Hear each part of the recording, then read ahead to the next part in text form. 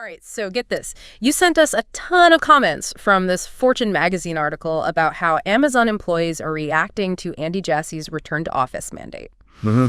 And let me tell you, this is a hot topic right now. Oh, yeah, definitely. We're diving deep into this Reddit thread, see if we can figure out what's really going on with RTO in 2024. And what's interesting is that this isn't just about Amazon. Right. This Reddit thread gives us a glimpse into what feels like this huge battle that's happening all over the working world. Totally. Okay, so just to set the scene, Andy Jassy, Amazon's CEO, basically said 5 days a week, everyone back in the office starting in January. Yeah. Fortune magazine does this whole article about it, and Reddit completely blows up. Like wildfire. Exactly. And one of the things that keeps coming up is this idea of RTO actually being a sneaky way to lay people off. A soft layoff tactic? Yeah, I've heard that. Right, exactly. It's like what Blue Sky Ways said, something like Amazon just doesn't want to pay severance. Exactly. And you see similar comments from, let's see, maybe Indecisive and Inevitable Elephant 57. But yeah, those are good ones. The thinking is, if enough employees just quit because they don't want to come back to the office, then the company saves a bunch of money on those severance packages. Okay, I get the logic, but is it really that simple? Are companies really willing to lose, like, good employees just to avoid some severance pay? That doesn't seem smart. It's definitely a risk. Yeah. As, what was that one commenter, H.D. Thoroway? Oh, yeah. They pointed out that the employees who are most likely to just up and quit are usually the top performers. Makes sense. The ones that can get another job. Right. Plus, then you got the cost of hiring and training a whole bunch of new people. Yeah. Not to mention what that does to the company culture. Yeah, it's like you're replacing a seasoned veteran with a new recruit, you know? You might save a little money up front, but you lose all that experience. Right. And 1760-706-7425 made a really good point about that. They said it's like they compared experienced workers to veterans. Wow, okay. Highlighting all that institutional knowledge that disappears when you just replace experienced people with new hires, even if they're like fresh out of college. Huh. Yeah. There's a depth there, a depth of understanding that comes with experience that's really hard to just like manufacture. Speaking of difficult situations, Fizzy String said something kind of dark. They called it being in the late stage of the acquisition death spiral. Yikes. What does that even mean? Well, they're talking about this pattern that unfortunately we've seen happen over and over again. Yeah. It's like this enshittification. That's what some people are calling it. Enshittification. Yeah, basically it happens when a company gets acquired. Yeah. And the new owners just want to squeeze every last penny out of it, even if it hurts the employees, the product, even the company's future. So they run it into the ground. Pretty much, yeah. Oh. And then they just move on to the next one and do it again. Wow. It's a cynical way to look at it, but it seems like a lot of people feel that way, judging by what we're seeing in these comments. Mm-hmm.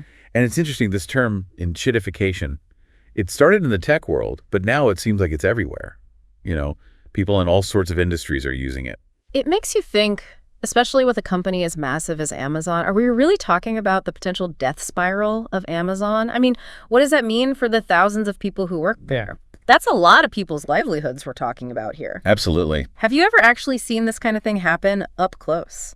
Let's just say that I've seen companies make decisions that seem to be more about short-term profits than about the people who work there, and it's not pretty. Yeah, I bet. What's important to remember is this isn't just an Amazon problem. It's everywhere. Right. This fear, this anxiety about job security, this feeling that the system just doesn't care about its workers. Yeah. It's happening everywhere. Yeah, you're right. And that leads us to another big theme that keeps popping up in this Reddit thread. Let's hear it.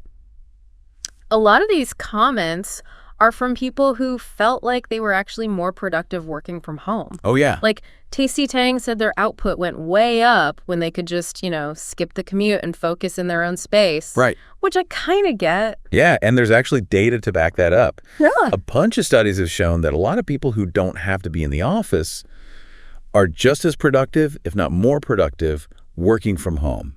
Interesting. It makes you wonder if this whole RTO thing is less about like actual productivity and more about control, maybe, yeah, or just this need to get back to normal after everything that's happened. That's like what the Miyamoto Musashi said. Oh yeah, what'd they say? They were like, the managers who are pushing hardest for RTO are the same ones who are always working remotely. Oh, that's good. Yeah, it's like a little hypocritical. Totally.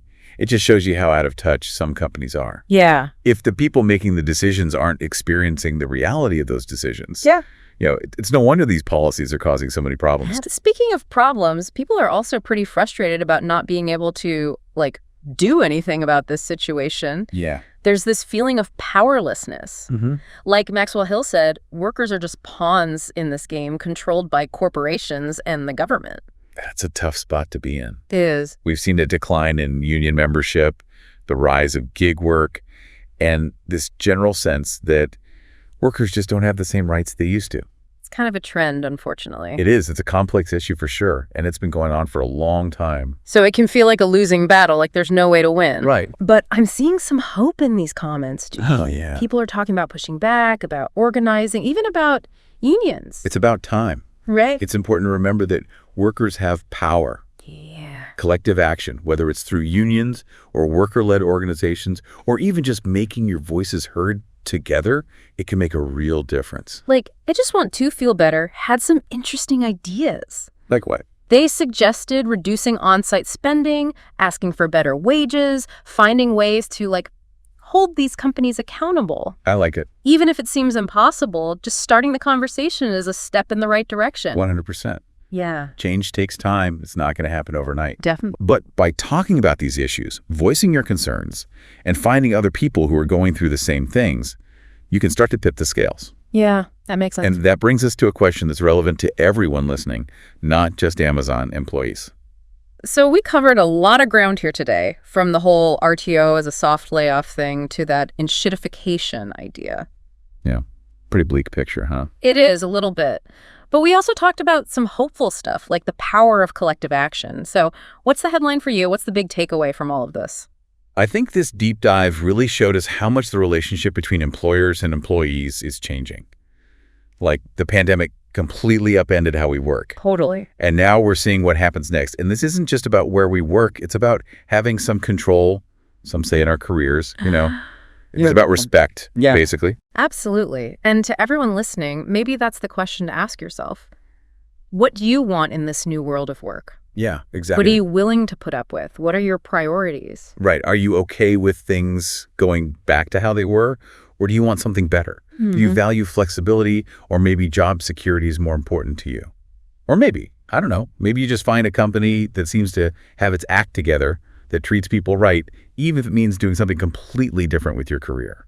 Wow. Yeah, that's a big decision. It is. And not an easy one to make. Definitely not. But like you said before, just asking yourself those questions is a good place to start, right? For sure.